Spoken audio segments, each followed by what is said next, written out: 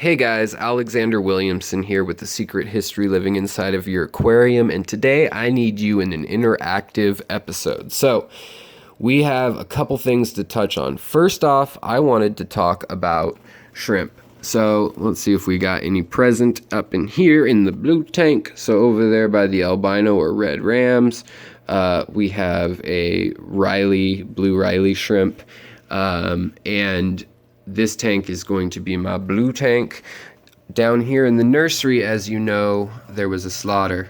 The peacock gudgeons got out of this tank. They jumped 2 feet down, and they ended up killing 70% of my shrimp in this tank just by biting them, not by swallowing them or eating them. So now I need your opinion because this has caused me to reevaluate my shrimp stock. So, you know, the shrimp numbers will recover. However, there were some babies that were off of pregnant females that I had purchased that I do not have males for, and hopefully a couple will survive somewhere, like the tangerines that I had, as well as a few carbon blacks, carbon or black, same kind of term, and also some carbon realies. So I had these in the tank. I had females of them pregnant, but no males for the line, and I was hoping that the eggs would hatch, and then I would have males and females of them. I could separate them and start breeding them in separate colonies. That hope has kind of been crushed, as were most of the little shrimp, and it got me thinking, okay, what other types of shrimp are there? Because in this tank, I've got caridina, crystal red shrimp, one of them anyways, and I don't know, he's hiding right now. And I also have the neocaridina davidii and palmata females that are pregnant and or hatching when they're in this tank, as well as a bunch of babies that get pulled out as soon as they reach about a little over 1/4 of an inch. They get sorted. So I was looking at what other shrimp can we use. There's a mono shrimp, but you can't really breed those. There's wood shrimp and whisker shrimp, Indian whisker shrimp, but they get pretty big, and bamboo shrimp. So there's also caridina shrimp, like the Taiwan bees or the bolts or the tigers, and those are all fairly finicky. They need their own oftentimes RO water or distilled water, and they're not the easiest to set it and forget it, so to speak, about raising a colony. And I then started exploring online all these new shrimp that have been recently discovered, and as of the last 2 years in particular, there have been about a dozen new shrimp added to companies that distribute, such as 5D, Imperial, Seagrass Farms, and distribution, as well as hobbyists and Asian companies offering them. So I am going to be putting out some videos on these new types of shrimp that are available or recently discovered and will be becoming available.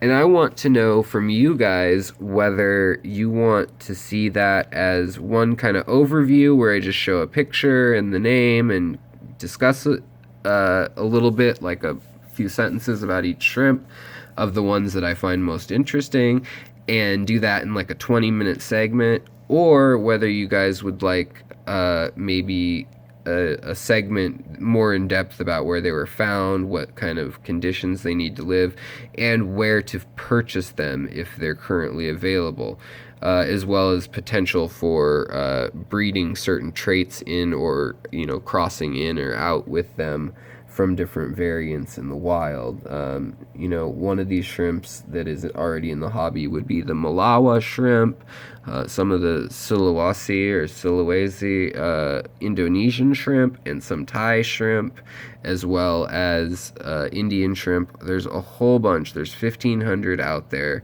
that have already been scientifically described, and there's probably double that have not yet been described, just waiting for our tanks, and I'm going to focus on ones that don't get any larger than 2 inches. So let me know what you think about that.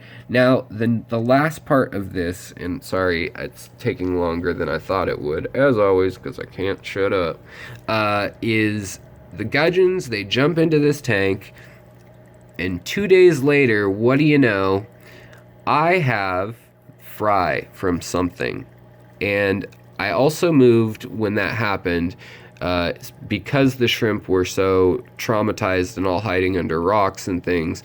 I got some hornwort or hornweed out of whatever you want to call it, out of other tanks, which happened to have ruby tetras and rainbow fish in them. So they could have had eggs from that. They could have had the peacock gudgeon pair in here, and I have no idea which is which. So I want y'all to place bets or let me know. I'm gonna try to get one more shot that you can actually make out the figure of these fish, because that might help you guess a little bit more. It appears as though I've seen 5 or 6 total, and they seem to, here's one here, they seem to be very, very quick and not eating any food I put in yet, but they don't have a yolk sac. They are simply little teeny fish, big head, and a completely clear tail. So I just wanted your opinion on what you think they are, and I'll move them before they get too old. But yeah, I'm just curious what you guys think. So write in the comments what you think and what you'd like to see me do in the coming videos.